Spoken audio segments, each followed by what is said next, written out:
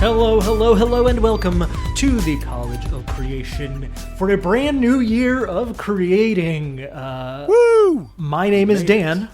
And my name is Michael. And we are Dungeons & Dragons DMs who love to homebrew items, spells, creatures, and features for D&D.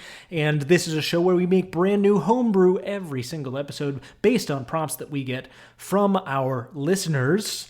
And Happy New Year, gang. We got a whole new year full of prompts coming for you. We have made it to 2026. We're happy to be here. We're happy you're here with us. We're looking forward to a whole year of more stuff. Yes, indeed. Yes, indeed. And we're starting off this year with great riches to bring you all good fortune because we have been prompted to create incredibly expensive spells. Spells that require prompt. a lot of money or in some way are expensive. I went a little loose with certain aspects of the prompt, but I thought it was very fun. Yeah, I did too. There are a couple of mine where the actual component is very low. The affordability of the actual component is pretty reasonable.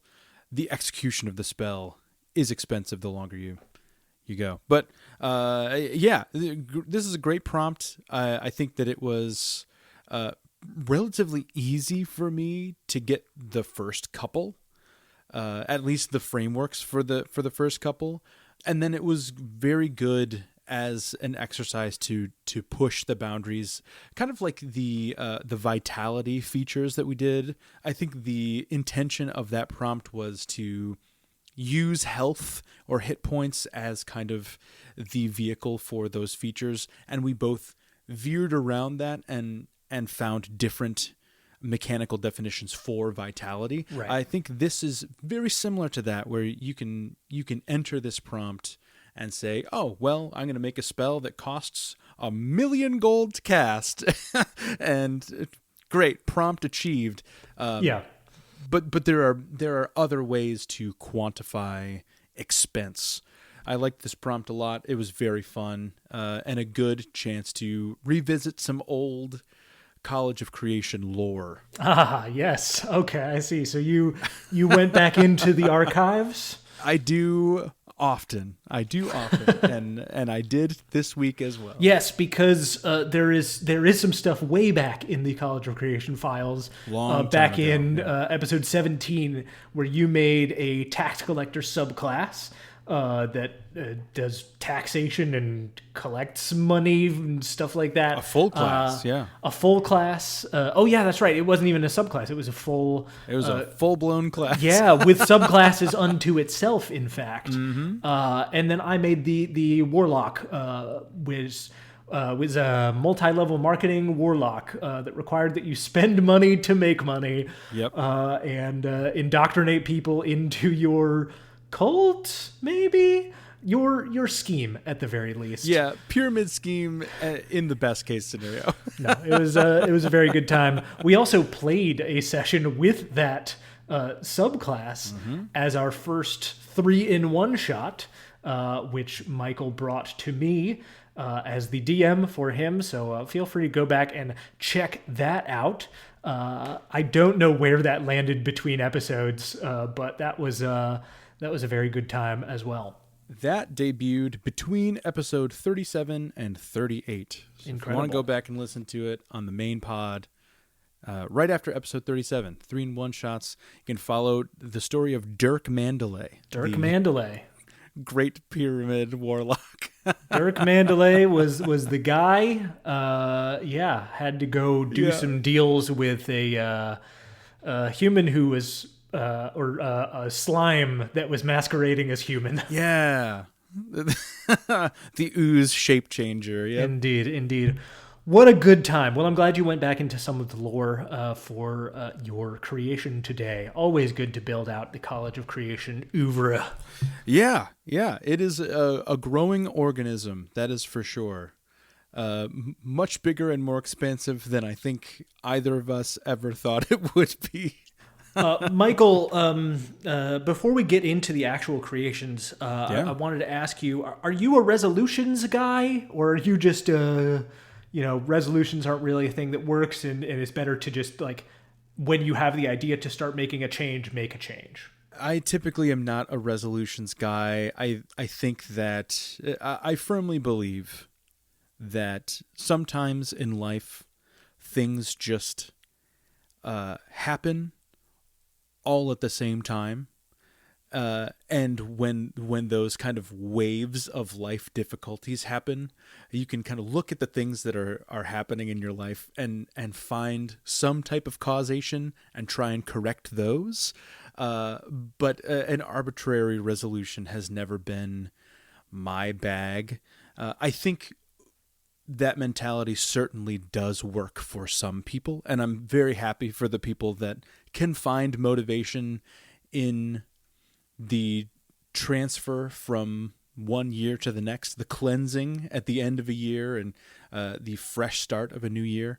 I think that mindset is really nice for the people that it works for, and I am not one of them. Well, that's fair enough. That's fair enough. I'm sort of in your camp as well. I'm definitely the new year, like it serves as a nice moment to reflect and maybe consider some of the things that you want to try and put some more energy towards. But I'm definitely of the mind that like if those ideas come to you some other time in the year, don't wait. Don't wait to make those changes or to set yourself on a new path or resolve to change or put more energy toward something in your life until the new year. Just do it. But I will say, I ask that because if you were a resolutions guy, what would be your New Year's resolution for D&D or TTRPGs? Okay. I had one. I had one teed up, ready to go. Look at that. We had a child last year. Is about to be 6 months old in a couple of days. I would really like to take time to slow down, to reacclimate myself with all of the things that came out in 2025. A bunch of stuff dropped. A bunch of unearthed arcana, a bunch of subclasses, a bunch of rehashed subclasses from the 2014 rules, and then a bunch of those subclasses were rehashed again and updated and made much better. Eberron Forge of the Artificer came out. A lot of expansions to Daggerheart came out in 2025, which I think is very cool. I'd like to really sit down with the material and refamiliarize myself with it, because the back half of last year, I think, was just kind of a wash as far as D&D goes content-wise, and I failed to keep up with the times. So many people on TikTok, all over the internet were talking about all the new stuff, and I just didn't have the context to engage in that discourse. And I would like to. I like doing that stuff, but I also like to be informed. I like to go into conversation with the knowledge necessary. So that is my D&D resolution for 2026. Inform myself again. Keep up with the standard of intellect for D&D. Yes. What about you? Get back into that system mastery. For myself, I just want to play more different games, and I want to get to the point where I'm like playing with a lot of different people, and that means one-shots. So I want to like try and play more one-offs, more games with you, of course, but more games with all the people that, I also connect with over the internet and things like that, actually play test some of the things that we've made, or just try out new systems that I don't be so great. ever mess around with. But I have them in my big folder of like, these are the games that I want to play. And then I just, I don't set aside the time for it, so I'm looking to try and maybe do a little bit more of that this year. So that's my goal, is just to get a little bit more gaming with more people in my life. Yeah, that is a wonderful resolution. I think both of those resolutions, I think they're both infinitely doable and can be done with relatively little effort. Indeed, like you can indeed. Just, it's all about setting just intention. Sit down. Right? Yeah. Move forward with the intent to do it, and it will happen. Lovely. Lovely, lovely. Well, Michael, shall we get into the creations for the day? Yeah, absolutely. I'm excited for this. Great. I will start us off. I didn't really revolve around a theme specifically. However, I did start from a singular point of inspiration, which is that I just Googled, or I guess I should say, I went to Wikipedia and I found a couple lists of the most expensive things. Whether they be collector's items, whether they be memorabilia, whether they be like, pieces of art or whatever it is. I'm just trying to grab some inspiration from like real life things that are just like the most expensive version of that thing, and just be like, okay, what can I take as inspiration from these? And so I have 4 things here, each one inspired by something within the real world. So beginning with, here at the top, you can open your document. These are just expensive spells. And the first one I have here is called Black Lotus. This is a 5th level conjuration for wizards specifically. Okay. Are you familiar with the Black Lotus card from Magic the Gathering? I am not. I am completely ignorant to Magic. So please inform me.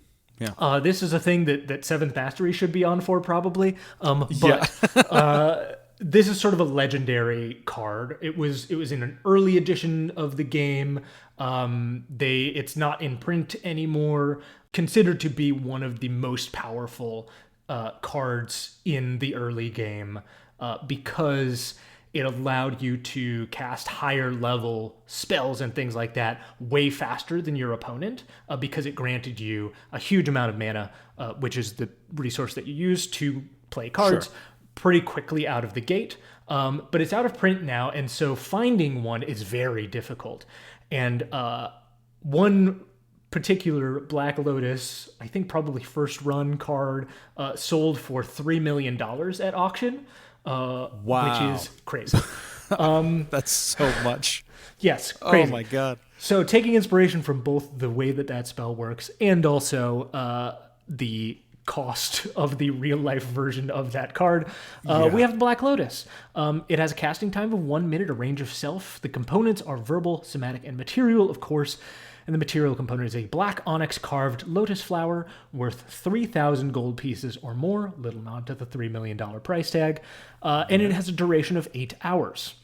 So we begin with a strange requirement for this wizard spell. This spell cannot be added to your spellbook when you level up, like you would with most spells, but instead must be copied into your spellbook from another source. So you have to find it in the world, you have to buy a scroll of it or whatever it is. When copying this spell, it takes the normal amount of time, so 2 hours per level of the spell, but costs 500 gold pieces per spell level instead of the normal amount. So you not only have this high material cost, but you also have the high cost when you first get it and put it into your spellbook. When you cast the spell, you infuse the onyx flower used in this spell's casting with magical potential. At any time while the spell is active, you can use its magic to upcast one spell by 3 levels without expending a higher level spell slot. Upcasting in this way can exceed the level of spell that you would normally be able to cast, and can exceed even 9th level spells. Once you use the onyx flower in this way, the spell ends. And at higher levels, when you cast this spell using a spell slot of 6th level or higher, the number of levels you can upcast increases by 1 for each slot level above 5th. So you can go all the way up to casting this spell at 9th level, and then you can upcast a spell a full 6 levels higher than it would normally be. That's wild. It's quite powerful. That's a wild concept. Super powerful and expensive. I would say more expensive to obtain it than to use it, but definitely knowing that that's the you can't just know it. No, you have to find it. You have to hunt it down. You have to find it, and then you have to have a lot of upfront capital to actually make it work. Right. Yeah, a good DM is going to there's going to be one of these in the world. Oh, that's yeah, going to be truly. The one of these one. These are incredibly rare. Stuck in the bottom of a volcano or something. Hey, huge reward for doing some stuff, though. Massive if you're willing to hunt it down, great. That could be the crux of an entire campaign. Oh, yeah, or at least sure. maybe the story arc. We're just going to go find the Black Lotus. Yep. That's the whole plot. So moving on down, we have the spell No Place Like Home. This is inspired by the ruby slippers from The Wizard of Oz, which, as a piece of memorabilia, were like one of the most expensive pieces of film memorabilia ever to be sold at auction. It's a 4th level conjuration spell for bards, sorcerers, warlocks, and wizards. Casting time of 1 action, range of self, and it requires rubies worth 1,000 gold pieces, which the spell consumes. So you need a lot of rubies. These gem-encrusted red shoes appear on your feet. You and up to 3 creatures of your choice that you can see immediately teleport back to your native plane of existence at the most recent location you occupied on that plane. You know, going home from a magical different place than you come from, you're back home. And wherever you were when you left your original plane of existence, you're back. It's sort of a reverse banishment, which is why it's actually the same level as banishment. You're doing it to yourself to get yourself back to where you're supposed to be. Which theoretically you could cast banishment on yourself or on a creature that fails at saving throw and just maintain concentration. I only thought of that after I wrote out this whole spell and was like, whatever. This allows you to take 3 creatures with you, so it's fine. And casting it at higher levels just increases the number of creatures that you can take along. Perfect. Then we go down to rare coin. Rare coins, of course, being collectible items. They're very neat and sometimes very valuable. This is a 2nd level transmutation spell for bards, arcane tricksters, and warlocks. As an action, targeting your self, or I guess it's kind of touch, but self, the components are 1 gold piece, which the spell might consume. You attempt to change the value of a single gold coin. When you cast this spell, roll 1d100. On a result of 100 exactly, the coin used in this spell's casting transforms into a rare double head coin worth 1,000 gold pieces. Otherwise, the coin disappears. That's it. Yeah. That's the whole thing. You just hit, got a 2nd level spell slot, gamble away a gold piece. That's fine. You might get a huge payout. And when you cast this spell at higher levels, you can cast at 4th, 6th, and 8th level for a reduction of 5 to the D100 roll for every 2 slot levels above 2nd. So it can only ever come down to an 85 or higher, but hey, that's still a pretty high chance if you're willing to burn an 8th level spell slot for it. Better than 1%, yeah. If you still have your 8th level spell slot at the end of the day, why not? Might as well give it a shot, huh? Yeah. And hey, it could be very useful in a pinch if you made it work. And then we move down to Norman's Temporary Bastion, named for an architect, Norman Foster, who is probably has the largest number of hyper expensive buildings within their catalog or whatever. Sure. A 5th level conjuration spell for sorcerers, warlocks, and wizards. Casting time of 1 minute, range of touch, and components are 100 gold pieces for every slot level used to cast this spell, which the spell consumes, and a duration of 24 hours. So you create an instant bastion at a point you touch. The bastion can take any exterior and interior appearance you choose, and is visible by any creatures from outside, but only creatures you designate can enter the interior space. Kind of similar to Mordenkainen's Magnificent Mansion. Yeah. The interior contains 50 square feet of dwelling space, so you can just live there, camp there, it's pretty safe for the night.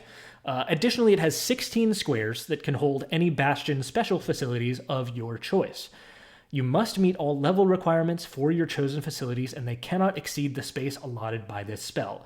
So back in the Dungeon Master's Guide, there are rules for the bastions and how much space all of the special facilities take up. They go from cramped, which takes up 4 squares, to roomy, which take up 16 squares, all the way up to vast, which takes up 32 squares, I believe, or 36 squares. I cannot remember at this point, but at the base level, you can choose one of the roomy facilities to add here. At the end of this spell, you gain the benefits of each of your chosen facilities' orders, and the bastion disappears. So all of them have special different abilities that they have. They can craft things, or they can harvest materials, or they can recruit, or you can do training to beef up stats and things like that. And when you cast this spell using a spell slot of 6th level or higher, the number of squares allotted for special facilities increases by 8 for each slot level above 5th. So if you go up to like a 7th level, you can have 2 roomy facilities. At 8th level, you can have a full-size vast facility. And as a 9th level spell, you can end up having 3 different roomy facilities and get the benefits of all of them.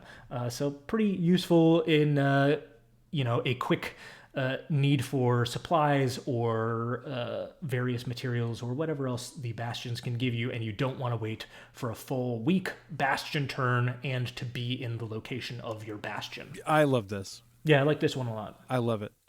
So every week, every episode, I wonder how close we'll get to intersecting with our ideas.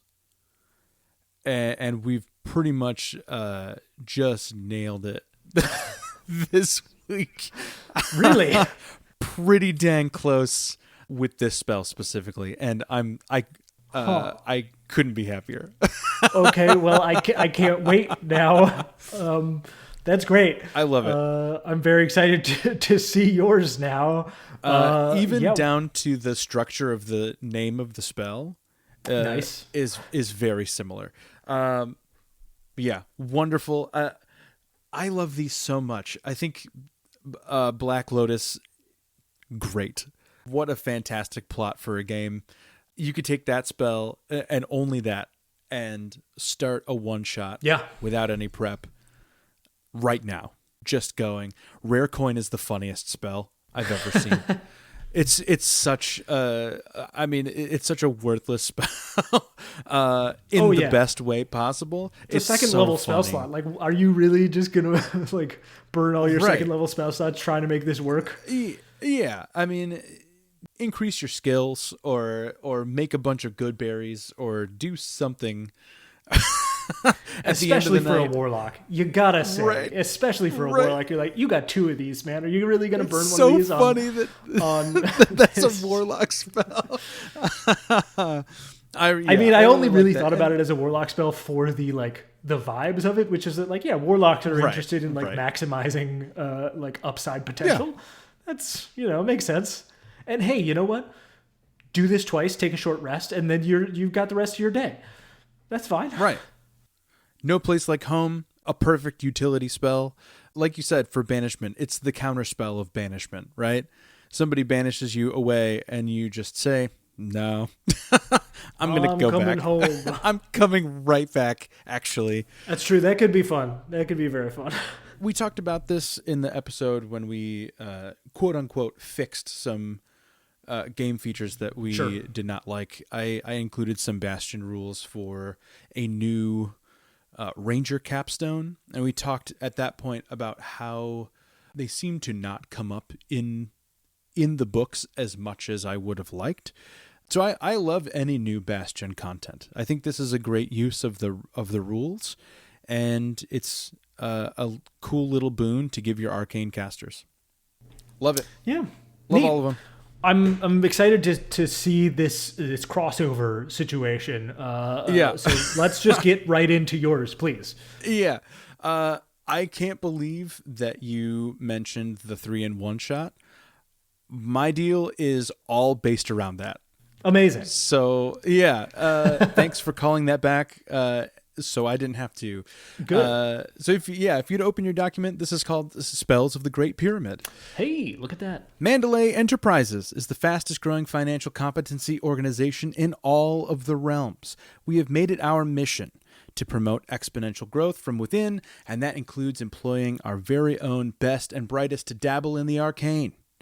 After all, why pay to license someone else's spells when we could just make our own? Below, you'll find a selection of the incantations that have helped launch Mandalay Enterprises out of the material plane and into the wild space of success. Nice. We start with the second level Abjuration Dirk's hit point policy. Okay.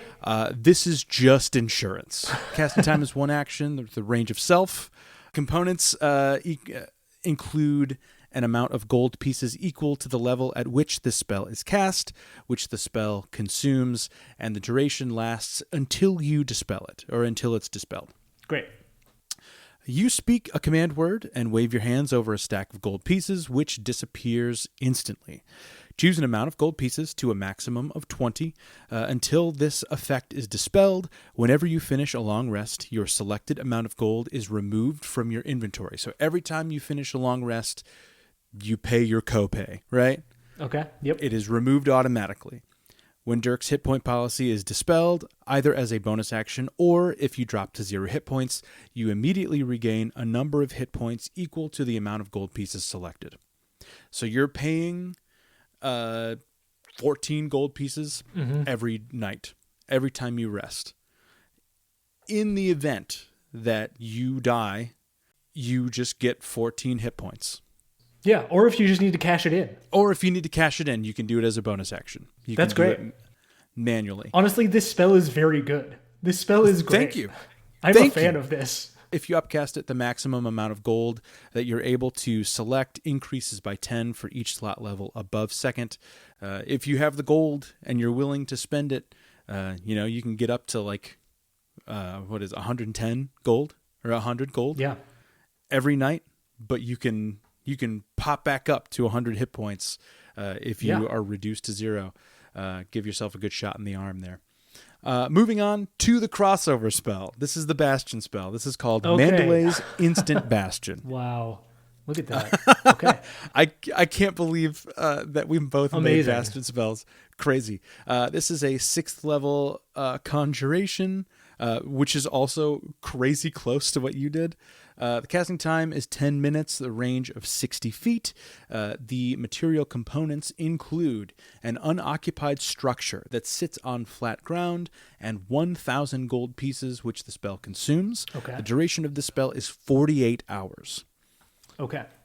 Placing both of your hands on the exterior wall of the structure used in the casting, you chant a command phrase for the duration of the casting. During this time, the interior of the structure magically reorganizes to function as one special bastion facility of 13th level or lower. The structure must have enough room to fit the facility according to the table below. Like you said, cramped, roomy, or vast. The structure has to have a square footage of 10 by 15 for cramped, 20 by 30 for roomy, and 45 by 60 for vast. Every 24 hours while the spell is active, you can take a bastion turn and issue a command that is applicable to your chosen facility. Once the duration of the spell has elapsed, you can choose to extend the spell for an additional 24 hours by spending the required gold pieces again. This does not use an additional spell slot. So after 48 hours, you can drop another 1,000 and have it for another day. And you can keep doing this forever. If you want to come back to this house that you found on the side of the road, if you have thousands of gold, you can make this into a bastion for an extended period of time. It gets a turn every day. But yeah, that's every day. Quite good. I think, I like that yours is limited to just one facility, though. It's much more powerful, so I felt like I needed to really and it definitely, it doesn't have the flexibility of an actual bastion, right? But it, and you can't get the really powerful ones. You can't shoot up to the 17th level ones. Yeah, definitely.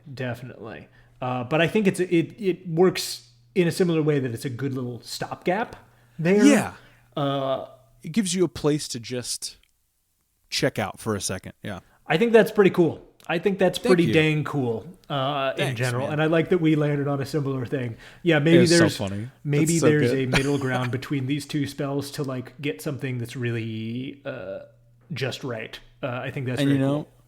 We always say that. Not once in almost 2 years have we ever tried to consolidate things. That's okay. Things that we've made. That's part of our resolutions for 2026. Yes. We'll work together on something. Yes, We're going let's to do move that. down to the third spell here. This is called Roll the Dice. This is a gambling spell, so we did also both make Nice. gambling Two spells gambling as spells. well. This is called Roll the Dice. It's a third level transmutation. The casting time is 1 minute with a range of self. The material components include a large cauldron, which is used in the casting, and up to 10 gold pieces, which the spell consumes. Okay. Over the course of this spell's casting time, you drop up to 10 gold pieces into the bottom of a cauldron while you recite a command phrase. When this spell is cast at third level, the gold value, or GV, of each piece is equal to 1 as normal. For each gold piece used, roll 1d20. Your results can make you wildly rich or leave you drowning in debt. Each d20 results in a loss or gain of gold according to the table below. So if you result, then this is 1d20 for each gold piece that you use, as a reminder. If you roll a 1 through 4, you lose the value of that gold piece times 2. So you spend it in the casting, and then you also lose 2 gold. If you roll 1 through 4, 5 through 8, you just lose the value of the gold. So you lose 1 gold piece additional. 9 through 12, no gold is gained or lost. Just a 0, it's a wash. 13 through 16, that is moot. You regain the 1 gold piece that you spent. And 17 through 20, you double it. If after all of your results are tallied, your total inventory gold dips below 0, it is counted as negative, and you are now in debt. Anytime you receive gold, it is used to repay the debt until your total increases above 0 again. So in theory, you could just keep casting this. If you get into debt and you're in the hole, you could cast this right away and try to dig yourself out. Obviously, the balance on these D20 rolls seems pretty balanced, but if you factor in the actual price of the spell, it is skewed towards you losing money. Yeah. So the chances are you're going to lose money if you cast this spell. At higher levels, when you cast the spell using a slot of 4th or higher, the gold value of each piece is multiplied by 10 for each slot above 3rd. So if you cast this at 4th level, you can put up to 100 gold in that cauldron and bet on that. You can write 1,000, 10,000, 100,000, 1,000,000. You can casting this at 9th level, you can spend 10 million gold just to cast this spell for 10 chances at doubling it. So you can make you a billionaire, or you will never, ever get out of that debt. You can get into a debt that you will never escape from. Wow. It's a bizarre spell. Don't ever use That is this. really bizarre. That is a really bizarre spell. The next spell down here is called Mandalay's Silver Bullet. This is a 5th level conjuration. Okay. It costs 1 bonus action to cast, and that's taken immediately before making an attack with a firearm. The range is self. The components include a bar of silver worth at least 100 gold pieces and a number of gold pieces of your choice, which the spell consumes. You make 1 unit of special silver ammunition for the firearm used in the casting of the spell. As you make the ammunition, you can choose to increase its power by spending gold pieces. If you target a shape changer with the ammunition made by this spell, it deals an additional 1d12 damage for every 100 gold pieces you choose to spend. So you can cast this spell and drop a 1,000 gold into it, and you get an additional 10d12 piercing damage with your firearm. But then you're out of money. Yeah. But it's worth it to take down Strahd. That's true. That's true. If you find yourself in front of the right shape changer, that might be the time to use it. Save all of your money just for that one battle. Magic shot. I thought about making it harder to use. Like if you cast this spell, the attack roll is made at disadvantage or something, and that felt kind of cheap. That felt like the the chances of this actually working. I mean, you're already using a 5th level spell slot, and you have to use a bonus action, and you have to give up at least 100 gold pieces and then an optional however many gold pieces. Right. And the initial 100 gold pieces, if I'm reading it correctly, don't actually do anything except for create silver ammunition. Correct. That's just the component to cast the spell. So, you know, it actually to me feels like a little underpowered for a 5th level spell. Hey, these are spells that cost lots of money. They do cost lots of money for I don't questionable care about reasons. their power level. They're made by the best and brightest at Mandalay That's fair. Enterprises. You know what? They That's fair. know everything there is to know. They're geniuses. Yes, it's true. They are geniuses, and we should not question their genius. Yeah. Lay off of them, Dan. You got it. Will do. The last spell I have here is a riff off of an existing spell. This is called Incite Mass Greed. This is a 7th level enchantment. Casting time is 1 action with a range of 150 feet. The material components include 3 gems worth at least 100 gold pieces each and 5,000 gold pieces, which the spell consumes. Whew. The gems are transported from your hand and reappear in 3 locations of your choice within range, floating a few feet off the ground. Any number of creatures within the range must succeed on a wisdom save or be charmed by you until the spell ends, or until you or your companions do anything harmful to them. While charmed in this way, a creature can do nothing but use its movement to approach the closest gem in a safe manner. While an affected creature is within 5 feet of a gem, it cannot move, but simply stares greedily at it. Most of that is word for word from the Incite Greed spell. Nice. It's just on a larger scale. When the spell, except for this, when the spell ends, all creatures enamored by the gems must succeed on a second wisdom save or attempt to take the gem at all costs, fighting any other creatures who also failed the second saving throw. So if they fail both of them, they might fight to the death for these gems. Dang. That's a lot. You cast that in a dungeon, all the guards. You find some stupid guards. Hey. All of them are just looking at these gems. So enamored by these gems. No, I like that. It's a fun little, like you say, a distracting tactic. You could use this as, like a chaos tactic if you are, attempting to start something like a riot, place one of these strategically and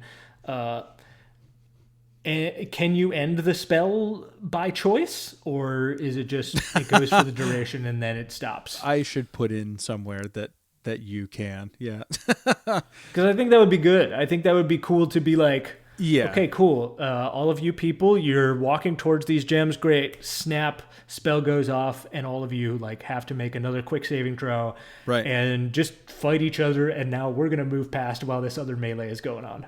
Exactly. I think that's fun. Definitely costly, but... Definitely costly. But again, if you find the right moment for it and it's worth the cost, it could be worth that massive diversion. Well, there you go. Dirk Mandalay creating some useful spells for folks. I think that the hit point policy is actually, I think, really kind of dope. Thank you. I mean...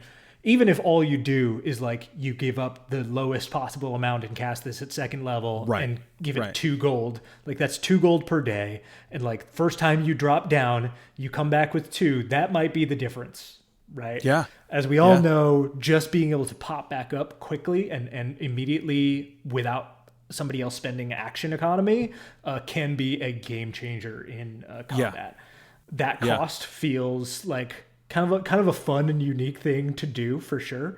And then, I like the Bastion thing a lot. I agree with you. I think that anything that provides more options for Bastions or more ideas for how those new mechanics can get utilized is really, really neat. I agree. Yeah. It's a new mechanic. It's an underused mechanic.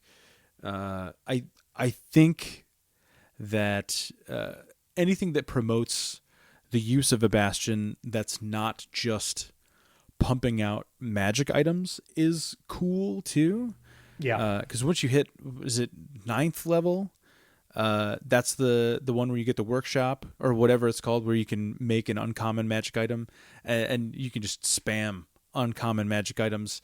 That isn't the most useful facility in these two cases. Maybe it is, but I think if you can get some of the other ones, like an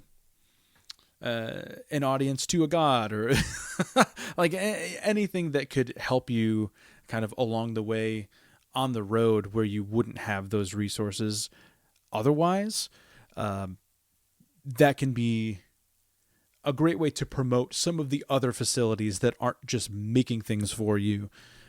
So I like both of these Bastion spells. I think they can be useful, and they are costly, but for good reason.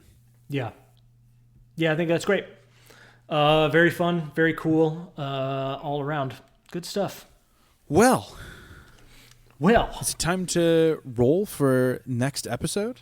Let's do it. Yes. Would you like to pull up our big list of homebrew prompts? In fact, I have it up already. I'm looking at our giant D20 list of homebrew prompts. We have prompts given to us by you, the listeners, by each other, by our friends across the internet and beyond. And we use these prompts to roll each week to see what we will be making on the next episode. If you have a prompt that you'd like to give us, you'd like to hear us talk about and make for you, you can send us an email to collegeofcreationpod@gmail.com. Or you can hop over to the Patreon, that is patreon.com/College of Creation Pod. You can join at the free tier, listen to all of our episodes, get all of the PDFs of the things that we have created, and you can message us there if you have a prompt in mind as well. Or you can throw us a couple bucks each month and join at the paid tier and get a bunch of bonus content like games and actual plays and things like that that we really enjoy making. So we'd love to see you over there. Dan. Yes. Would you please roll that die and tell us what we're going to make, or I will tell us what we're going to make next week. I got a 5. A 5 is something horror-based that is also funny. Horror comedy. Horror comedy. And this does not specify what we would make. So this could be anything. Anything at all? An item, a spell, a subclass, anything we want. Historically, I have either really loved or really, really disliked The open-ended open ones? prompt. Yeah. Sometimes it clicks right away and it's like, perfect. I know exactly what I'm going to make. It's going to be so different than Dan. And other times I'm stuck until like the day before we record. Yeah. They can be a little bit tricky. Yeah. I'm going to have to pull inspiration, I think, from some of my favorite horror comedy properties. I'm thinking Beetlejuice. Thinking What We Do in the Shadows. Yeah, What We Do in the Shadows. Wonderful. Yeah. Thinking Evil Dead, which really rides the line between horror, like true horror and comedy. Like, it is frequently quite unnerving, but also very, very funny at the same time. Yeah. Peak Bruce Campbell. Yeah. Oh, man. Bruce Campbell. What can you say about Bruce Campbell? Not enough. Not enough about Bruce Campbell. A criminally underrated actor. Yeah, great stuff. Well, that should be fun, although we should have gotten this prompt about 3 months back, but that's okay. It is what it is. We're doing horror in January. So get ready for something a little spooky, but hopefully also a little bit funny next time around on the pod. Until then, Michael, do you have anything to say to the people before we say goodbye? As always, I do have something to say to the people before we say goodbye. Dan and I may not be resolution people per se, but if you are, hold on to that resolution, man. Keep it going as long as it feels comfortable to you. Also, it's not your fault if it doesn't last. So many people I have seen personally, myself, I have done this in the past, made a resolution or a promise to myself that a week in or a month in or 6 months in just doesn't feel like it's sustainable anymore. That's okay. It's all right to change your resolution. It's all right to scrap your resolution and go with something else. If you feel like it's affecting you negatively in any way, no shame in just dropping it and finding a new way forward. So I wish you the best. with your resolutions, or if you're not a resolution person like us, I hope you have a great year all the same. That's it. Indeed. Wishing you all the best in the new year for all of you. And until we speak to you again, goodbye. Goodbye.